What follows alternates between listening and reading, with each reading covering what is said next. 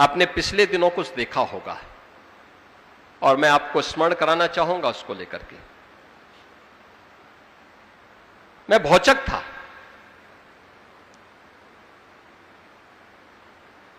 कुछ मौलवी ज्ञापन देने के लिए जगह जगह आ रहे थे, तो उसमें से एक, चाहे वह किसी कारण से रहा हो, लेकिन एक ज्ञापन मेरे पास भी पहुंच गया था। उसमें था कि गाय को राष्ट्रीय पशु घोषित किया जाए, क्योंकि बहुत सारी यात्राएं निकलने लग गई हैं। मैं भौचक था। मैंने कहा भी पशु तो एक ज्ञापन देने वाला व्यक्ति है, उसकी बुद्धि पशुवत है। अरे गाय हमारी माता है, जन्म जन्म का नाता है। गाय हमारी माता है, वह सनातन धर्म की माता है। गाओ विश्वस्य मातरः, उसको भारत की धरोहर के रूप में हमें सजोना चाहिए। अपने घरों में गौपालन का काम करना चाहिए, और हम लोग तो कर रहे हैं। मैं अपने आश्रम में भी करता हूं, और मुख्यमंत्री के रूप में 16 लाख गायों का देखभाल करके गौशालाओं का संरक्षण, गौशालाओं के माध्यम से उनका संरक्षण करवा रहा हूं। हम लोग तो इसका काम कर रहे हैं। तो मैंने उन मौलवियों में से कुछ को फोन किया।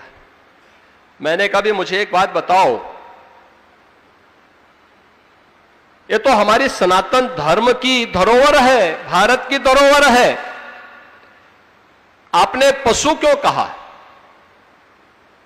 और यही पशु शब्द मैं तुम्हारे लिए उपयोग करूं, तुम्हें कैसा लगेगा? कहा साहब गलती हो गई। मैंने कहा ये गलती या शरारत?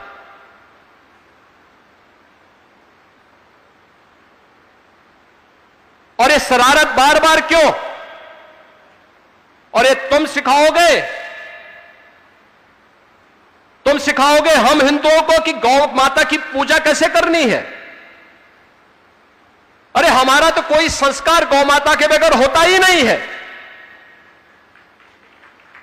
हमारे यहां हर हिंदू का संस्कार है कि पहला ग्रास गौ माता का होता है और अंतिम श्वान का होता है। चींटी भी निकल जाए तो उसको झाड़ू से नहीं, चीनी और आटा डाल करके उसको भी, उसके सामने भी उसका हार अर्पित किया जाता है, क्योंकि उसका भी अधिकार है। तो मैंने कहा तुम सिखाओगे हमें इसके बारे में, कैसे होना है पूजा,